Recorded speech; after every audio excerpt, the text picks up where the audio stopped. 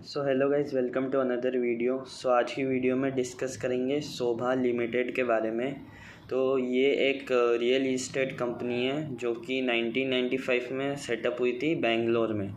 ठीक है, तो इसका मेन बिजनेस मॉडल के बारे में डिस्कस करें तो ये जो है रेजिडेंशियल प्रोजेक्ट्स लेती है, और जैसे कि विलास, अपार्टमेंट्स, फ्लैट्स, ये सब ये लोग कंस्ट्रक्ट करती है और आगे सेल करती है। मतलब एकदम सीमेंट से लेके डिज़ाइनिंग और सब कुछ यही करती है। मतलब एकदम ज़ीरो से स्टार्ट करती है, स्क्रैच से फ्लैट बनाना, और उसको कंप्लीट करके उसको सेल करती है। तो ये उनका रेजिडेंशियल प्रोजेक्ट है। ये लगभग 80% रेवेन्यू कंट्रीब्यूट करता है इनकी कंपनी को। बाकी 10% जो है वो कमर्शियल प्रोजेक्ट से आता है, और लगभग 8 to 10% आता है कॉन्ट्रैक्ट से। मतलब जो भी कंपनीज है वो इनको कॉन्ट्रैक्ट्स देती है और ये बिल्ड करते हैं और फिर उनको सेल कर देते हैं। तो ये कंपनी का बिज़नेस मॉडल है। तो अब अगर Q3 FY26 के नंबर्स के बारे में बात करें तो रेवेन्यू लगभग 950 करोड़ हुआ है, जो कि ईयर ऑन ईयर तो गिर गया है लगभग 25%। और नेट प्रॉफिट 15 करोड़ हुआ है, और ये भी लगभग 30% ईयर ऑन ईयर गिर गया है। लेकिन अगर FY26 के 9 मंथ्स नंबर को देखें तो इनका जो रेवेन्यू है वो लगभग 2200 करोड़ हो गया है, जो कि 50% ईयर ऑन ईयर ग्रोथ है। तो पिछले कुछ क्वार्टर्स जो है ना, उनमें इनके नंबर्स बहुत बढ़िया आए हैं। लगभग 30% से ऊपर इनका रेवेन्यू ग्रो हुआ है। लेकिन इस क्वार्टर में इनके नंबर्स इतने बढ़िया नहीं आए हैं। उसके पीछे 2-3 कारण हैं।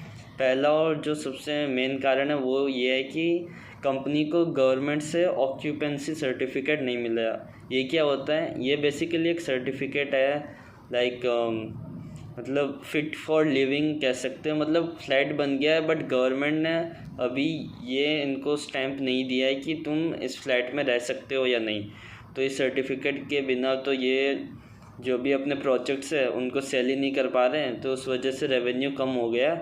उसके अलावा जो भी कंस्ट्रक्शन इक्विपमेंट्स है ना, वो महंगे हो गए, तो प्रॉफिट भी कम हो गया, और अनसोल्ड इन्वेंट्री भी है अच्छी खासी है। तो उस वजह से रेवेन्यू रिकॉग्नाइज ये लोग नहीं कर पाए। तो फ्यूचर की बात करें तो मैनेजमेंट ने कहा है कि ये जो रेवेन्यू ये रिकॉर्ड नहीं कर पाए, ये टेम्पररी हिट है। तो जैसे इनको ऑक्यूपेंसी सर्टिफिकेट मिलेगा तो ये रेवेन्यू रिकॉर्ड कर लेंगे।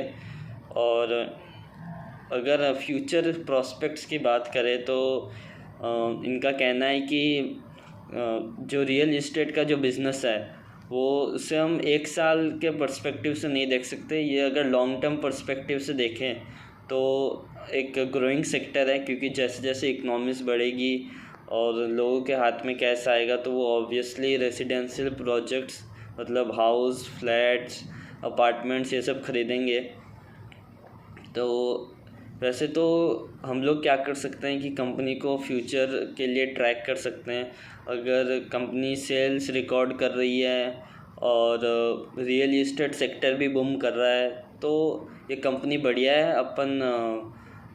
अपन इसको ट्रैक करते रहेंगे और देखेंगे कि क्या अगर फ्यूचर के नंबर्स बढ़िया हैं तो ऑब्वियसली स्टॉक तो पैसा बनाएगा ही। Thank you.